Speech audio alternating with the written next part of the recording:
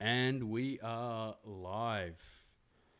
Welcome back to On the King's Dime. It is Monday night on the 9th of November. December.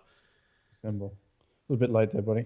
Yeah, it's a little bit late today, 8:30, coming to you to bring the weekend of shame, a double donut. Double donut, indeed. Yeah, a bit of a No. disappointing weekend, 0-2. But contrast to that fantastic start we had, obviously 11-1 to start the season. Our two back-to-back losses. First loss at home as well. Yeah, it's a little bit of a worry against a team, obviously, that's in form.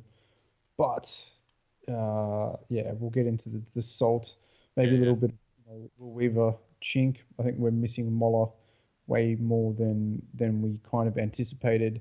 And we've got some pretty slow veterans that are slowing the pace of play that Sydney potentially plays that down. So that's what's, I think, keeping us a little bit in the rough and contributing to those two losses. But I mean, Perth 70 points in a half is pretty phenomenal, and credit to them, they just shot like a whole bunch of chalky, fluky mofos. Yeah, that Would you second say? quarter, man, was a absolute beast of a quarter for Perth. We'll get to that very soon. But as always, you can like, share, and subscribe to us on Facebook. All the socials down the bottom. We're also putting our pods up on YouTube. The I don't know what's happened with the Podbean. It's just down. It's just dead. It won't let me upload anything.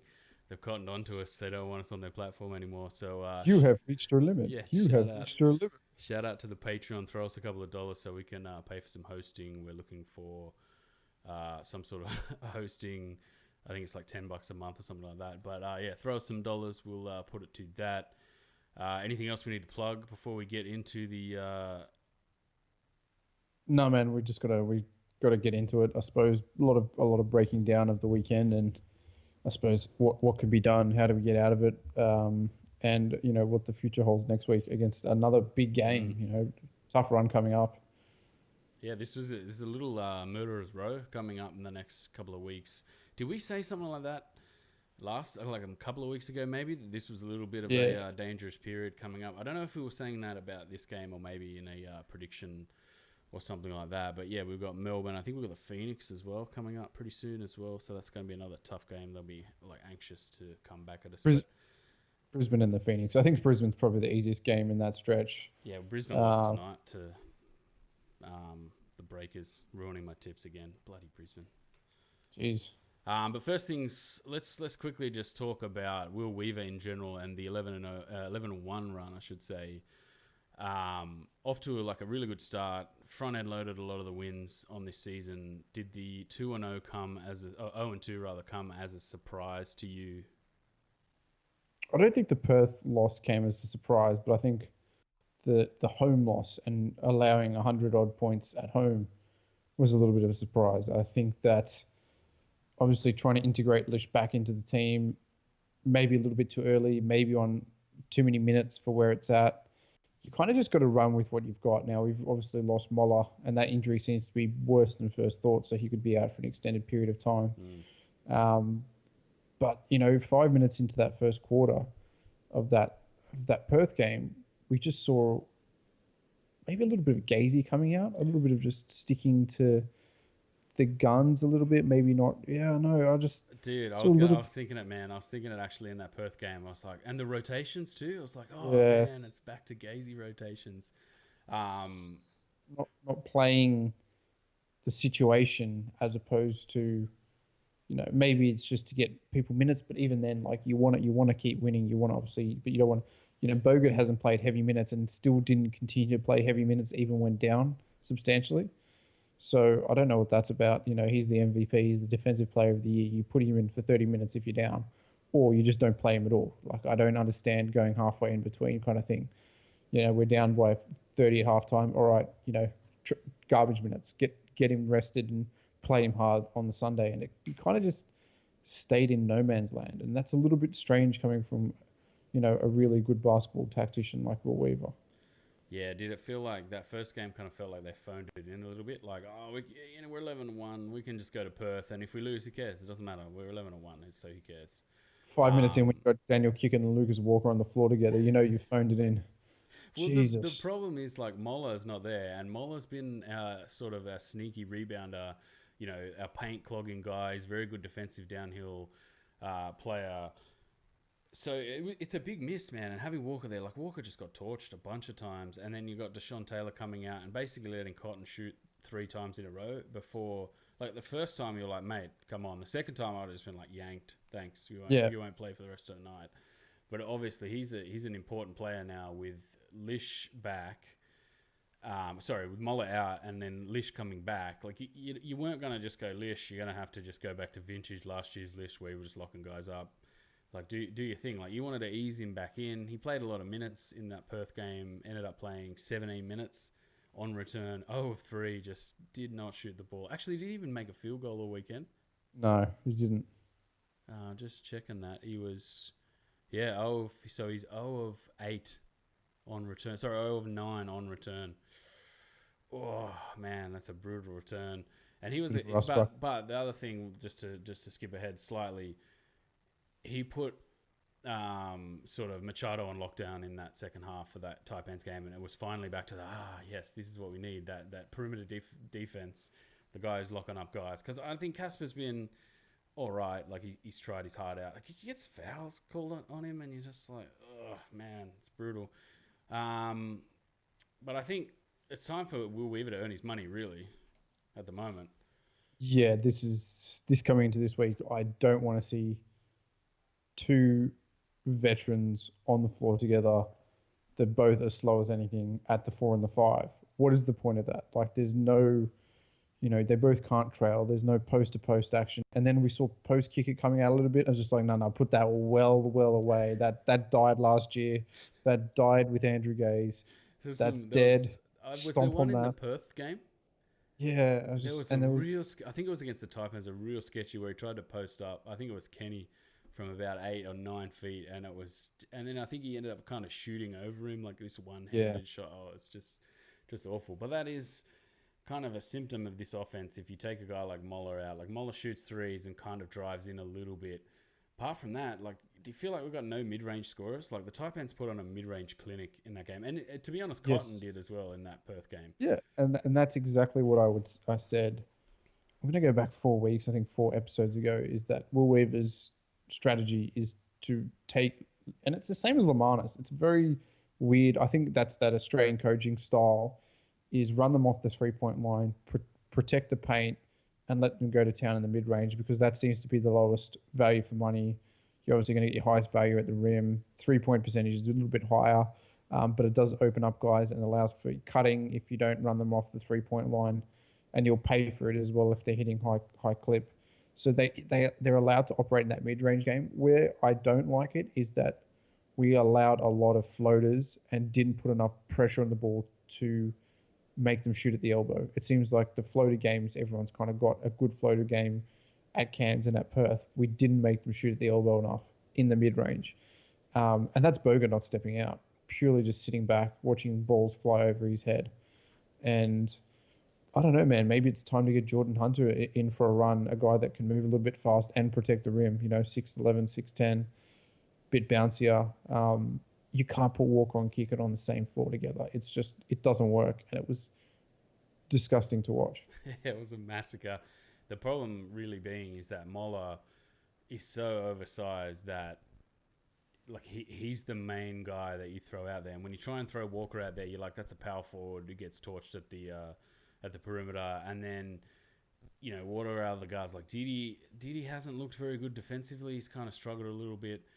I don't know if maybe throwing kind of Didi into those roles that Moller had might be one of the solutions. But like Walker's just a power forward basically out there trying to play that Moller role, grabbing boards and like defending downhill to the rim, and he really struggled. Like, did you feel like Bryce Cotton had a really good game? Shot, pretty well, 11 of 26, and then if you look at Tariko White, 9 of 21, like it's a lot of field goals, 8 of 17 and 7 of 15 from 2. Yeah, it was the first half run. I mean, they scored 26 points in the second half. That's it, and it was a first half chalky run. Clint Steindl, hit some chalky shots, like just absurd shots. That's kind Um, of how he plays, though. I would have taken him, man, at the end of last year because he had a couple of those games last year against us where you just like, Starndle, there's no way you're making this. Oh, and he made it. Like, what the hell? Like, we were all over him. How did he make that? The big thing is, like, I watched Cotton in this game and I watched it back. Like, I'm an idiot. I rewatched both of these games. And Cotton played so fast and out of control.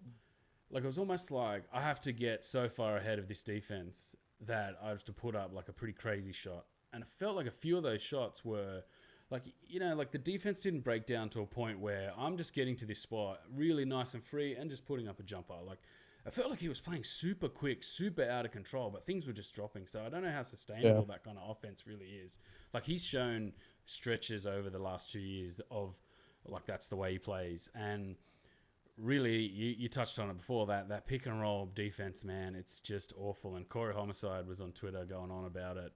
I saw a few fans sort of going, "Oh no, shut up, Corey," but he's 100% right, man. I was saying it last year.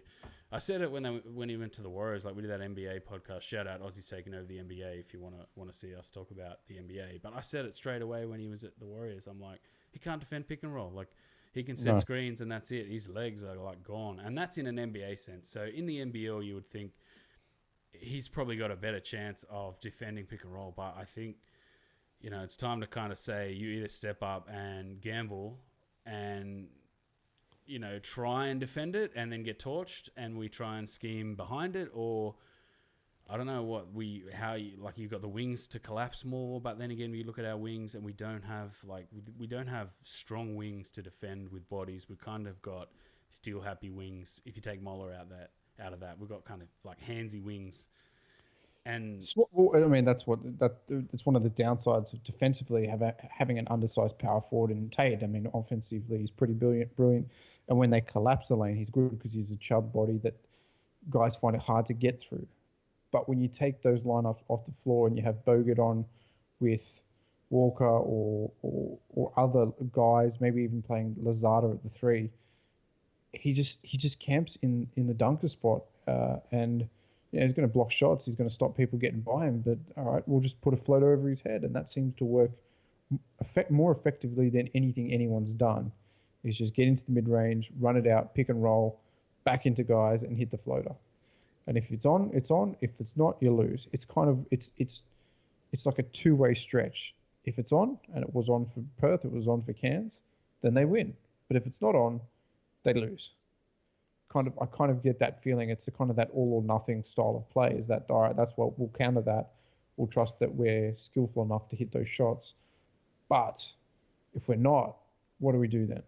Yeah, so we don't really have mid-range players. Like anyone in this team where you just like, who I want to get an elbow jumper and just get 2 points and knock it down. Like Moller's kind of really the only guy, or Tate getting all the way to the rim. And then I noticed in both of these games, they did a lot of just clogging the lanes, and it got like Lish some open shots. It got a couple of guys some open shots.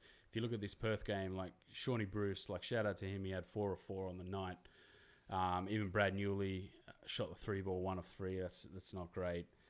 But if you look at like the opportunities it created in this game against Perth, we had some good looks, man. We just didn't knock them down, and that 40-point quarter sort of hurt us. 50-50 on the 25-point second half. Like, that was kind of a lot of garbage time and a lot of Perth just sort of phoning it in, knowing they had a double game week like us.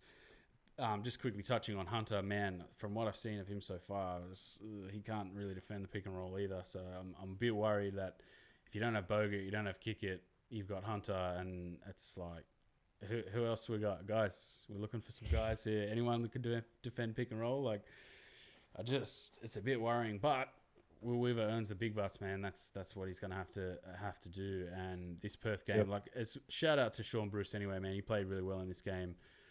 What would we call Baines? Big balls blasting buckets. I think we got to big balls Baines.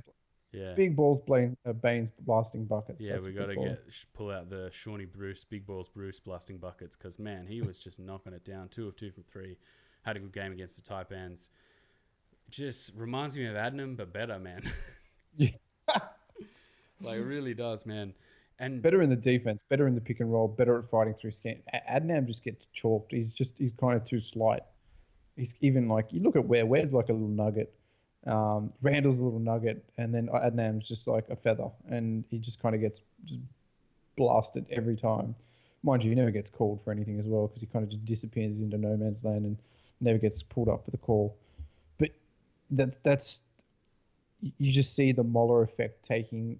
Like we got absolutely trounced on the offensive glass against Perth. That's what I want to talk about. Like, Absolutely did you trounced. feel like A lot of those were pushes in the back. A lot of those were. Like, we'll get to the refs. It's all right. Straight to the refs. This guy.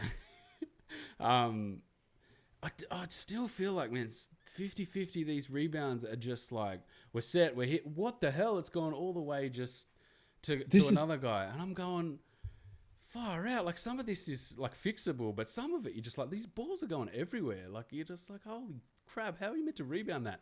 But I don't know how you scheme. Like, we didn't see any sort of fixing the scheme last year for our rebounding. This year it was pretty good to start the season. Now without Moller there, it's kind of, a bit of a struggle. But yeah, what were you going to say?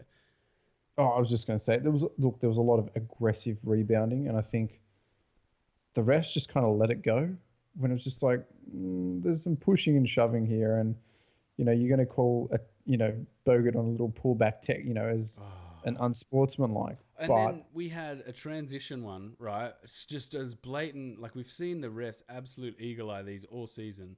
In transition, like, you pulled a guy, and it's like, okay, yeah, that's 2 shots in the ball. And then they just, like, it's a side out. I'm like, what?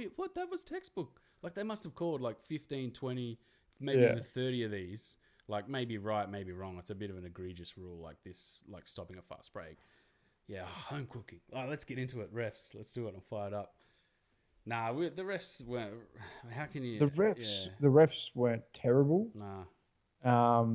They just inconsistent from week to week. Like, that game against Melbourne, that was like 50 fouls in the first 3 minutes, and then we're tackling guys in the game against Perth. No, it's all good, boys. Just keep going for it. And these offensive glass, they're just getting pushed.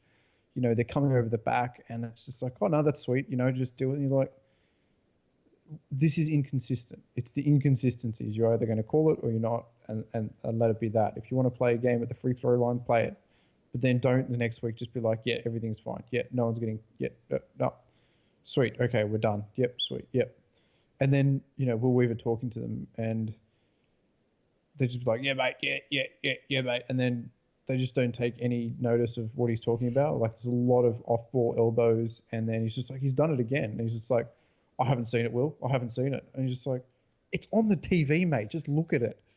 Look at the screen above you. It's there. He's just put his elbow in twice. What are you doing? It's almost like their own arrogance is like, I've never seen that. I'm not going to look up to that TV to go, oh yeah, he's doing a bit of a shifty. Maybe I'll just keep an eye on that next time. So I haven't seen it because I'm looking at the floor. But then half the time they're just ball watching anyway, or they're just watching like somewhere else that they're not supposed to be, and then they call stupid things. It is a trash level of reffing. It's trash. It's not why we lost. And then to hark back, like I said in this Perth game, like, all right, we got a ridiculous amount of home cooking against Melbourne. It was nice to see. I was like, wow, this is one of the first times I've seen Sydney really get some serious home cooking. Like, this is good. And then, like, fair enough, Perth got the home cooking, and you're like, all right, whatever. Like, it helps that we're 11-1, and you're just like, take that game. Like, we'll see you at the end of the season. But again, yeah, you're right. They're just so inconsistent, and I hate the attitude stuff, man. Like, you're mic'd up. Again, we say it all the time. Like, you're mic'd up. Stop making yourself look like an idiot. I think it was in this game where the ref goes to Sean, can you stop yelling at me, mate? Dude, just make the right call. No one needs to yell at you. Like, seriously, like, you're right there looking at it. There was one, I think it was against Perth, where the ball just went straight out of Perth. The guy's looking at it, right at it, and Kickers is like, yeah, that's our ball, and goes to stand on the baseline, and he's like, what? Like, it was clearly not off me, and the ref's like, no, that's fine, mate. The ball goes back out, and it's just a 3, and you're just like, oh my god, man, just brutal. Like, oh, that's right, Kicker was doing those ones. Yeah, mate, yep. Yeah, that was that one. Yeah, go to the monitor, man. Yeah, because it's legit. Like, brutal. Yes. Anything else from this Perth game we need to talk about? We've done the quick ref rants. Not really. I think what you jamming Lish back into the lineup. What was that all about? Like, you've got Deshaun Taylor obviously because Moller's injured. I would have put Lish in trash time deep trash time against Perth. I mean, Deshaun Taylor had a really good game, and then he's just been trash.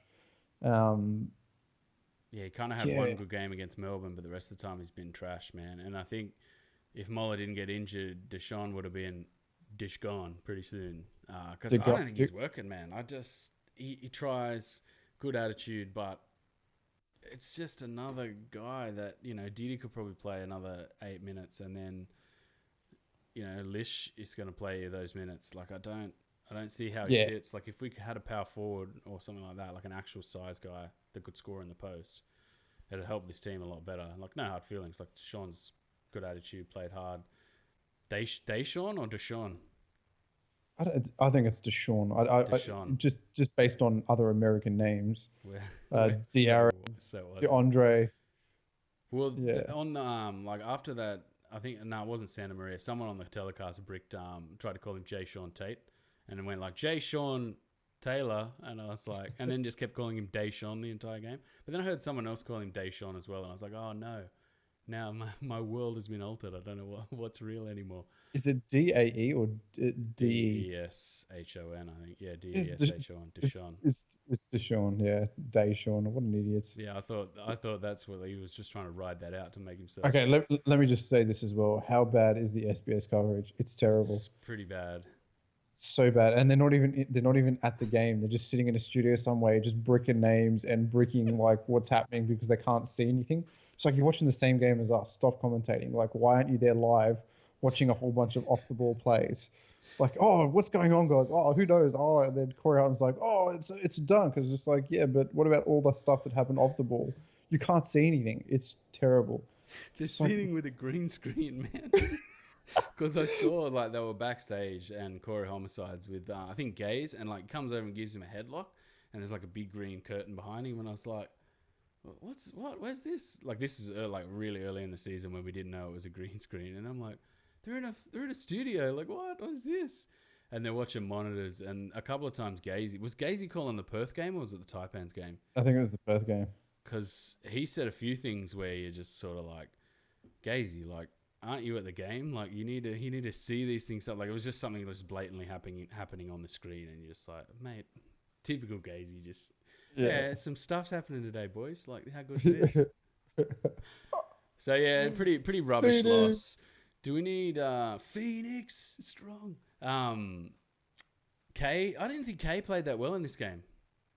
I think he did. I think Yeah. offensively on the glass, he just barreled Walker out of the way, was dominant against kick it, got a lot of putbacks.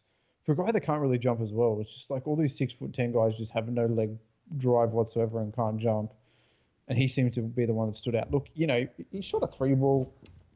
Shoots He three, all played. right. That's like I barely, said but- in the first game. Like this is a big test for Tate against K. Like K's a pretty good matchup size wise, but I just feel like K's got like a mid range game or like a back down. Like he can sort of dance across the lane with a little hook over the top of defenses.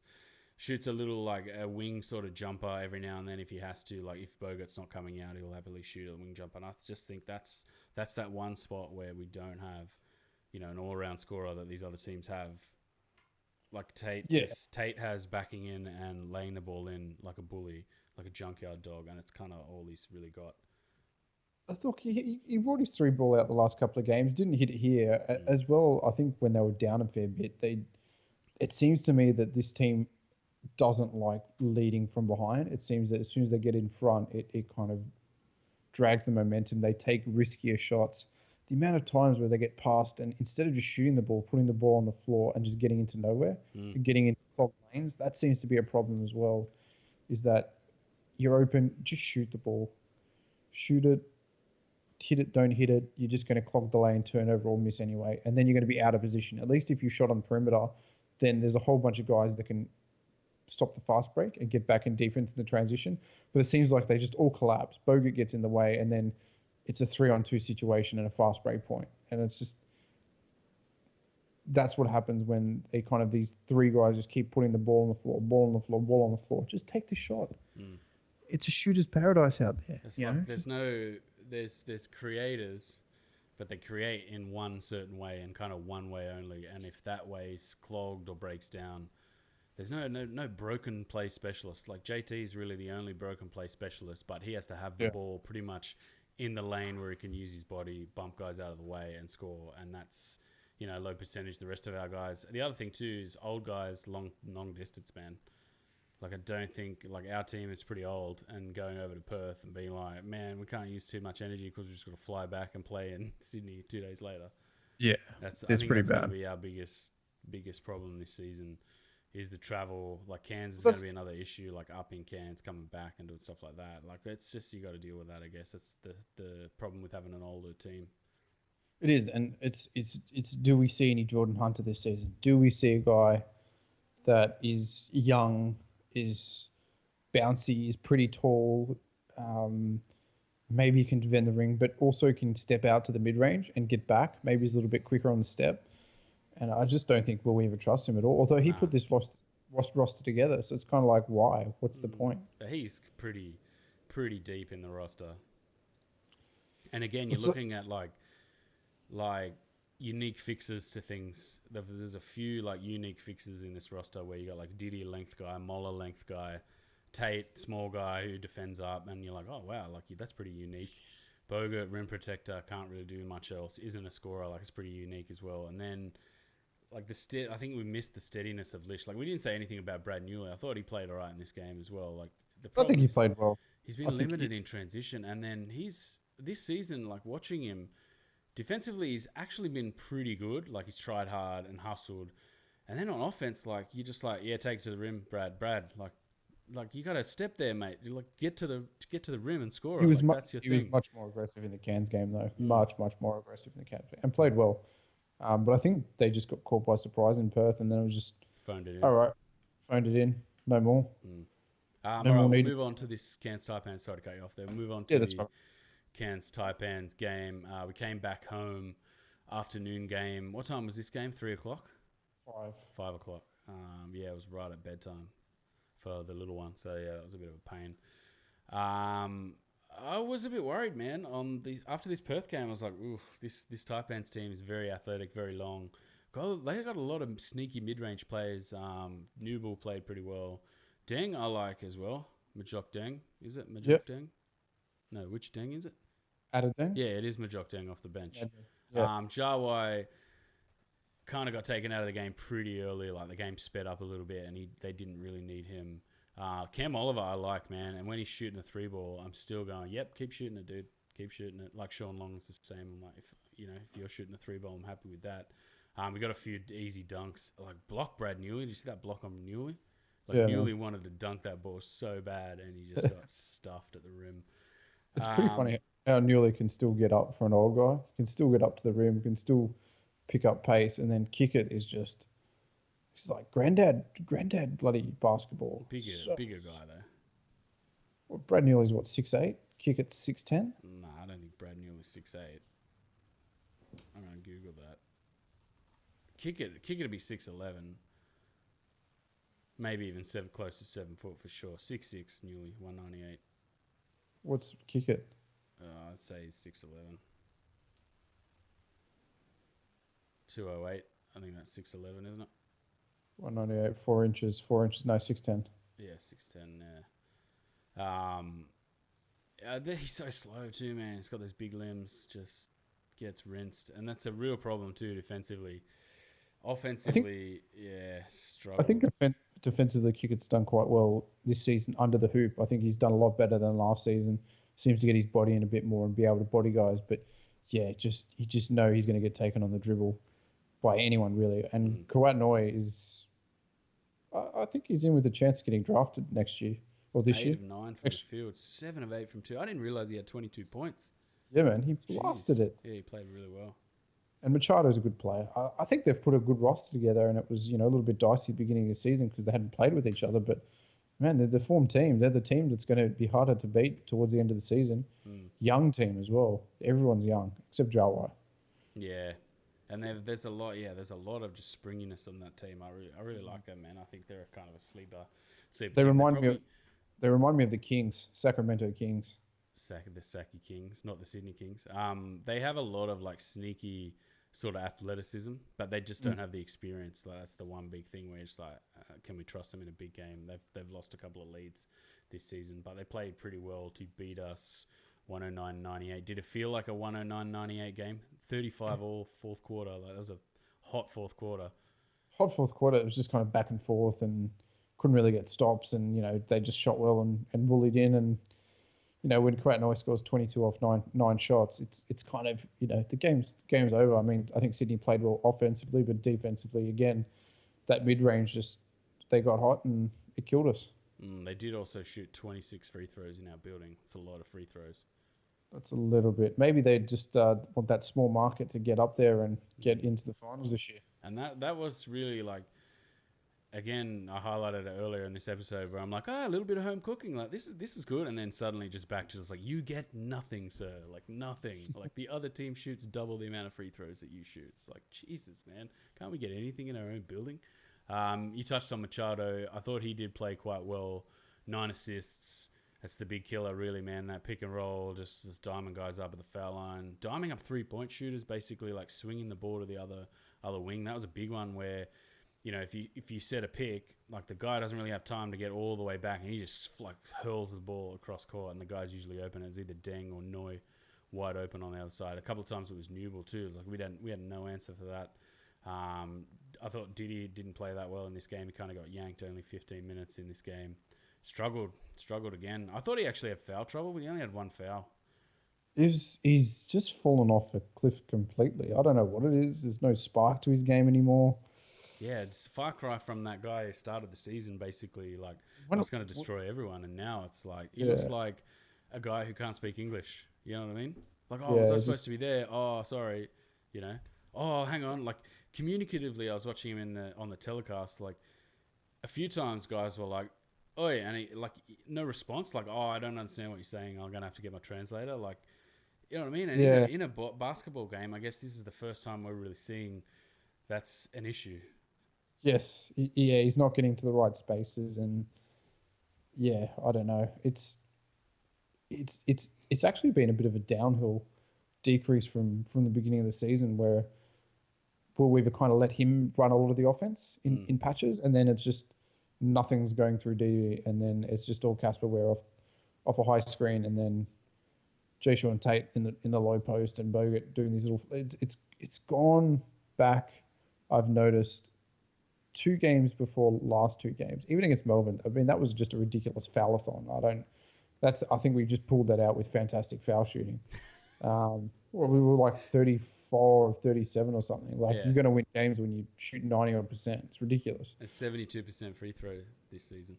Yeah, so you're going to win games but it just seems like that the offense has stagnated a little bit. We're going to Casper. Casper's shooting a lot of shots, but not really getting a lot of value. And, very low value shots. Yeah, I think he had 2 points in the first half, and then exploded to finish the game with 23. And it's great, but it's like, this could be so much more efficient, man. Like, I like him. I think he's an important part of this team. But if you look around, I think I said it to you. If you look around this roster, Shawnee Bruce again, big balls Bruce, blasting buckets, 4 of 4 from 2, 3 of 5 from 3. And then if you look at Newley, had a great night from 3, 4 of 6 from 3. Like, I think, like, Casper can get tunnel vision, but at the same time, like, it's how he plays. Like, and I've noticed a few of these guys start to just stand there and just be like, well, I'm not getting the ball, so I'll stand here and look like I'm ready. Like, I've got my hands up, boys, but I'm not getting it, and then run back up court. Newley's starting to do that a little bit. But I thought Bruce played really well again, man. He's just been fantastic, 17 points. There's a lot of guys that have to get the ball in their hands to score. There's not a lot of catch and shoot players. Actually, there's no catch and shoot players. Yeah, you're right. That's good analysis. Good call. And it just seems like it, and that goes back to my getting the ball and then putting the ball on the floor, and then just 2 or 3 times the lanes are clogged. There's defenders everywhere, and it all just breaks down. That's something that I think they really need to work on drastically in order to increase down the tail end of the season. Are you happy with Bogut's initiating offense too? No, his passing's been off. A lot of turnovers, a lot of just trying to pass through really tight lanes. His timing's been off. He's actually been pretty awful this season, to be completely honest with you. Does he look 100% application is being applied at all times? No, not at all. No, it's a bit of a worry, eh? Like I'm not looking at him as like the problem, but you look at his body language sometimes, man, and it's like I don't need to drag this team through the mud. Like I'll drag this team to a victory. Like Tate's got that ability, and it still sort of feels like everyone turns around and just go, JT, what do you got? You got a spark for us, boys? And like to me, I'm like, guys, like we shouldn't even need to look to JT to give us the spark. Everyone should just go, tonight's my night, boys. And Casper, to admit, Casper in the second half, he did put the team on his back. But it still feels like, if we could tighten the fundamentals up and tighten the scheme up a bit, you don't need Casper Ware to just take the ball and shoot. I think he had 11 shots in the fourth quarter. What did he end up? 8 of 17. I think he was 1 of 5 and then had 12 shots in the fourth quarter. So it's just not in rhythm, man. Just doesn't feel in rhythm. I'd like to see Bogut take the offense a little bit more. I think teams are allowing him to get into good ranges to score, and he just still kind of just stays at that high screen pick and roll or pick and pop, and you watch that a lot. He tries to get Casper, and a lot of the guys are fighting around his screens. He's not really setting those bone crunching screens that he should be. Plus, he's getting calls called for him. So, yeah, and then we had Mike. Is that Mike Kelly, their coach? I think his name is. Yeah, Mike Kelly. Going, can you look at these screens? Sorry, I do my American accent on. Hey, can you look at these screens on the way down the floor? I'm like, dude, you've just set like 4 illegal screens. Like, stop. Like, the illegal screens are happening. Both teams are setting them. Just relax. Yeah. And I kind of don't see Tate setting that many like effective screens where bring your man up, Tate sets a screen and something happens. Like I said to you, did I say it during that or before the podcast? Like we don't see any lob plays for Bogut, and we rarely see any lob plays for Tate. Like I'm like, run some lobs, man. Like run some like double high, and for someone cuts for a lob. Like feels like it's going back to Gazy basketball, man. It's that Moller factor. I think Moller's the X factor, man. I think Moller is really the X factor. Sets the screens, gets the pick and roll, gets the offensive glass, hides kick it on the defensive glass, and has been unusually useful at clogging lanes for players that get into the mid-range and can kind of stay with people on the dribble. It's going to be a worry if he's not there come 3 or 4 weeks' time. Have we got any updates on his actual injury? No, I would have to put him for most improved player this year. He'd have to be in the conversation for most improved player. I'm just Googling it. Nah, no info here for his injury. So it'll be interesting to see how long he's out for. Taylor played 12 minutes, another 12 minutes of just like, okay, man, if you have to be here making up numbers. It would be interesting. Cooks was on the game day scorecard, didn't get any minutes. Obviously, he was in a tracksuit, so I don't know how far away he is from playing. Kevin Lish, defensively, was much, much better this game. He had 3 steals. A lot of those were late. He just tied up Machado at the end, just locked him up. And it had me feeling like, sweet, like we missed this over the last few weeks. It's just like, hey, Kevin, lock him up. Thanks. Yeah. Thanks, buddy. Legend. Low-key gives some of the like worst, most boring interviews I've ever seen while he was injured. Just like, yeah, stock answer. Yeah, stock answer. Here's another stock answer. Okay, thanks for the interview. See you later. Just hilarious, man. Looking more and more at this game. Newley, I thought, played really well in this game. He did have 4 turnovers. It's a struggle. 4 of 6 from 3. Shooting the 3 ball. Had a step back. In the corner, I saw that, and he just turned, stepped back, fired it. I was like, wow, splash, nothing but twine. I was like, that's not. And then I think he had another one like directly after that, and it was brick. But yeah, I don't know, man. Will Weaver's just got to earn his money. We should talk quickly just about what we're going to do in the lead up to this Melbourne game. We will be doing, if you're watching or listening, we will be doing a mid-season grades pod very soon. We've got something special lined up. We will be doing that. That'll be coming. Before we do 3-2-1, this is going to be hard 3-2-1 in these losses, man. And then our picks, we will just quickly talk about this Melbourne game coming up. Man, big game. Massive game. I want to see a reaction, man. I want to see us go down there, react, and have it be Melbourne. It's like, they had something to play for. Oh no, but I don't know, man. I want to see Bogut getting pulled off the floor because he wants to be there. Seems like every time he's pulled off the floor, he's like, yeah, sweet, I'm out. Yep. Whereas with Gaze, he'd be like, "No, man, I'm not fucking coming out. I'm doing it. I'm doing it." And Yeah. that seems, it seems like there's no passion. I want to We've see the passion back in. Just no, I'm staying off the floor. We're running this defense. We're going to put these guys to the sword, and we're going to end this right now and get back on track. I want to see Lazada take the ball a little bit more and just initiate some offense. Like just not be kind of as passive as he has been, and Casper Ware stop shooting ridiculous shots. That's really what needs to happen. Be Unless, more. Be unless we're like down, then you can shoot some ridiculous shots. That's all right. well, Like in the if Cairns everyone, game. if everyone else is just absolute trash, then yeah, go nuts. But I think give guys like Tate good post ups, clear the floor for Tate as well. I think that they get a little bit bunched up with Tate. Clear out the floor on the low post, and then maybe get Bogut on the high post, so we can have some lob action to Bogut, and just really hammer in there, and don't rely on the three ball, rely on getting to the bucket and dominating the paint. Because Sean Long will get the shits pretty quickly if he gets into foul trouble early, and then it's kind of just, okay, Chris Goulding and Melo Trimble flopping the whole game. Who's going to win this? So maybe we'll see some tight reffing again this game. I guarantee you they'll be home cooking. Yeah, but that's what we expect. It's NBL. Yeah, but we didn't get any, man, against the Taipans. I feel like Bogut has been like all NBL level, just walking off the court like this.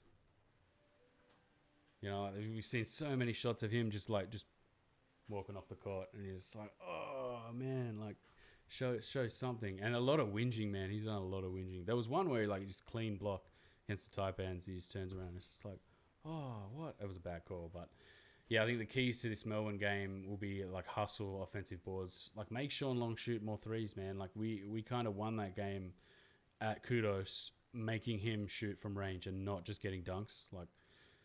And Goulding didn't play that well. Mitch McCarron didn't play well, so he's going to be fired up. But I want to see a reaction, man. Like this should be the game where we stroll into Melbourne and just go, right, we're going to tear you apart. What do you got for us? Because we've threatened that a few times over the last couple of seasons, but Melbourne always seem to just put the shield up, dig in, and then just come back in the second half and just like, oh yeah, we got the pedigree to win this game. It'll be interesting to see Kevin Lish on Melo Trimble and how that works. As locked in as he was in the fourth quarter, if you can lock in all game against Trimble, then I would play him in lineups with Ware and Bruce and just have him at the 2 spot, just Sean pestering. Bruce. How good is Sean Bruce been, man? It just blows my mind. He's getting some points this round because he's been pretty phenomenal. So yeah, I don't know what else do we need to say about this Melbourne game, man. I just want to see a reaction. That's all I want. Even if we lose, we're probably not going into this game favourites, but I just want to see this team just go out there and just go crazy. But we'll have to wait and see. Saturday night, I think that game is 5:30. That is 5:30. Yep. Saturday evening. Let's go quickly now on to MVP. Ooh, how are we going to do MVP for this Perth game? Perth, I'm gonna say. I'm gonna start with 1 point. That way I can move on. Work up to it. Nice. I'm gonna have to say 1 point, jae'sean Tate. I think he had a strong game. I just think it was just overblown with what he could do. We needed some big buckets that wasn't there. I'm gonna say probably off the bench, Sean Bruce for 2 points. Brucey. And then it's just. Oh no, I'm gonna have to say, for efficiency, I'm gonna have to say Bogut 3 points, just because his minutes were efficient, and he did play well, and there were some terrible lineups when he wasn't there. So I'm pretty sure he would have had a better plus minus than all of them in that game. All right, so I went Sean Bruce for 3. Yeah. Tate for 2 and Ware for 1. Actually, no, Ware and then Tate. Okay. And then the Cairns game. Sean Bruce 3. 3, Brucey. A couple of threes this week. Just Big played balls, well. Brucey. Casper Ware 2. Brad Newley 1. I went Ware, Bruce, Newley. And now predictions. We'll rattle through these predictions really quick. It was a decent game week this week. I've slightly caught up on you guys. Struggling still. Struggle. Yeah, you had 3 this week. I had 4. That freaking bullets, man. killing me. Just killing me. These picks where you're just like, yep, Bullets playing. They lose. Thanks, Bullets. Wildcats at the Taipans to start the round. Taipans. 100%. Types. Wow. They're like a bogey team, eh? I'm gonna go They're Wildcats. okay. Because while the Wildcats are on the East Coast, so they're probably already up there, ready and waiting to go. Come back to me. Then we got Phoenix at 36ers. Phoenix. I'm going to go 36ers. Just for fun. All right, Kings at Melbourne. We going Kings or Melbourne? Yeah. Kings. Hoping for that bounce back. I was so close to choosing Perth last week. I just thought, I'll throw that in there, but I want the Kings to win every game. So, Bullets at Wildcats. Wildcats. Back at RAC Arena. I'll go Wildcats as well. Brisbane's probably going to sting me on that one again. 36ers at the Breakers.